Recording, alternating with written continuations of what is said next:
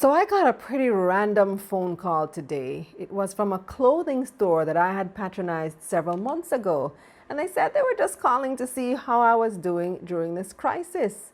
After I said everything's okay, they said, well, just remember that we're here if you need anything. And I thought, what a nice way to stay in touch with your customers and ensure that you remain top of mind when they're ready to make a purchase. That's good customer service. And that's what we're talking about today, right here on Money Moves JA, brought to you in partnership with Exim Bank's Business Advisory Service.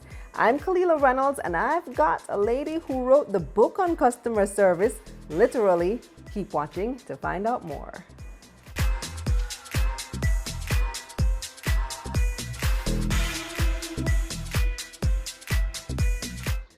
All right, so I'm joined by Yanique Grant. She's the author of the book, The ABCs of a Fantastic Customer Experience, The Guide to Limitless, Happy, and Loyal Customers. Hi, Yanique. Hi, Kalila. Good morning. Tell me how you came to write this book. Well, it's been a thought of mine for quite some time. I've been in the customer experience arena for over 12 years. My degree is actually in hospitality and tourism management. So when I started my business in 2007, I think that was a little pre-recession actually. So my business was born out of a recession. Um, I really wanted to help organizations improve on the landscape of their customer experience because it was one of my pet peeves. I hated going to places, getting bad service, people just not caring about how they were treating the customers, and I'm Yeah. spending my well-earned money. It was just a really, really disgusting pain point for me. So I said, well, instead of me being part of the problem, let me try and be part of the solution. What industry were you in? So my background, I worked with the Hilton as a catering and sales coordinator for a year after I left university. And then I worked, my dream job was to become a flight attendant with Air Jamaica. And when they put the ad out in the paper, 3,000 people turned up at Wow. the Jamaica Conference Center. They hired 19 out of the 3,000, and I was one of the 19. So I was able to fulfill my greatest desire, which was to become a flight attendant.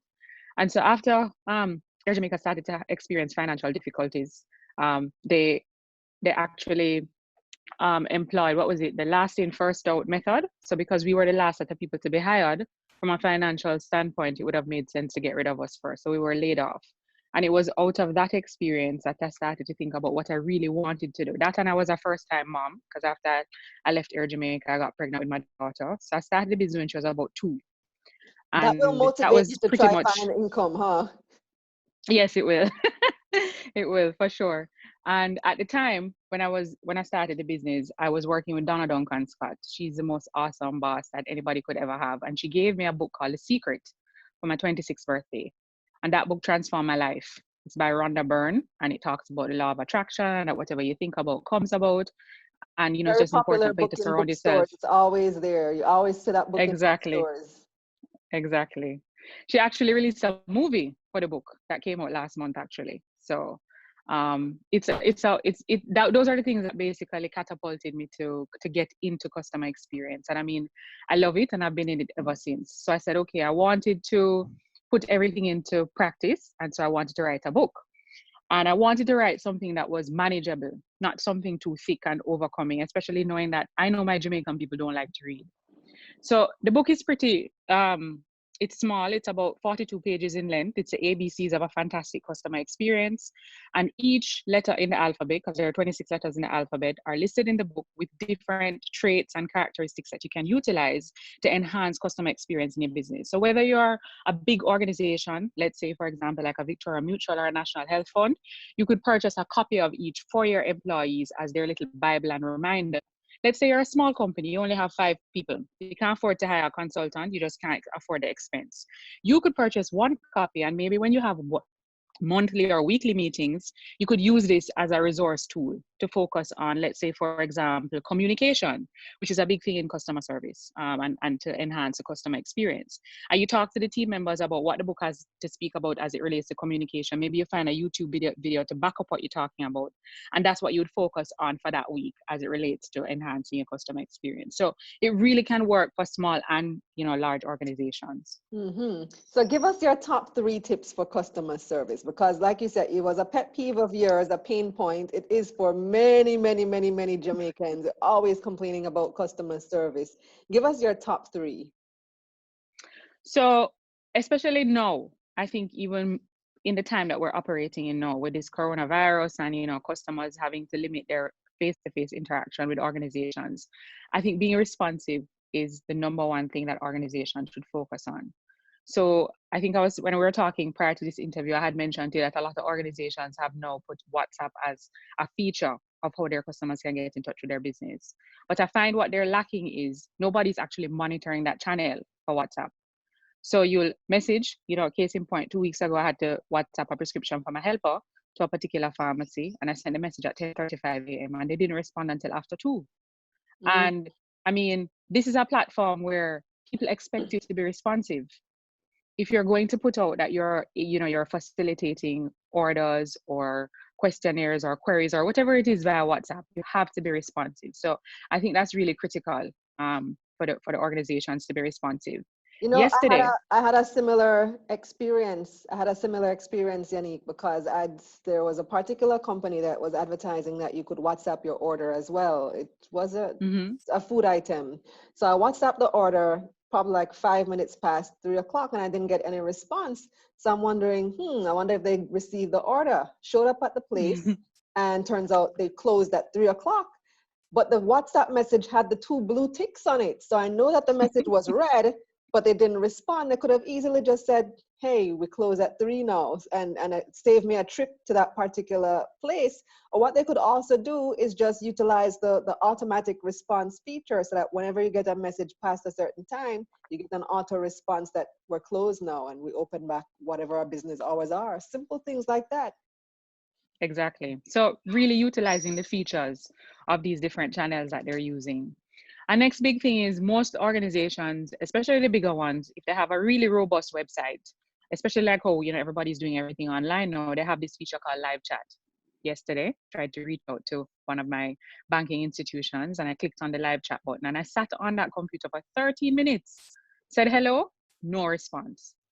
So I think it is critical at this time for you to be responsive and for you to ensure now is a good time for you to do an audit of your online channels to find out what's not working and what's working. Maybe there are some buttons that are clickable, but they're clickable to know that it's not getting you anywhere. So if it's not working for the customer and they're having a poor user experience, then it's definitely going to impact the quality of the journey that you're putting this customer on, and it's going to leave a bad taste in their mouth, and they're not going to want to engage with you anymore. So that's number one, being responsive. And next is, I think, a big part of customer experience is exercising empathy. Now, I talk about this a lot in my customer experience workshops. And I find that, generally speaking, empathy is not a skill that you use when you're socialized at 1 and 2 and 3, right? It's something that you would probably develop as you get older. Experiences will help to deepen your experience in empathy, life experiences, but also your desire to satisfy someone else's desire for what they're looking for. Empathy is feeling with people. And I think I think Jamaicans mix up empathy and sympathy. So let's say, for example, you have a death in your family, and typically people will call and they'll say, boy, I know exactly what you're going through. And we have to be mindful. Sometimes we say things because we're trying to be nice, but it doesn't come over as empathy, it comes over as sympathy. Sometimes not saying anything at all and just sitting down and listening to what the person is saying to you is more exercising empathy than saying something or trying to offer words of comfort, because sometimes the words is not what the person is actually looking for in that moment. So I think as an organization, if you can get your team members to really understand empathy and exercise it, but as a leader, you have to exercise it as well.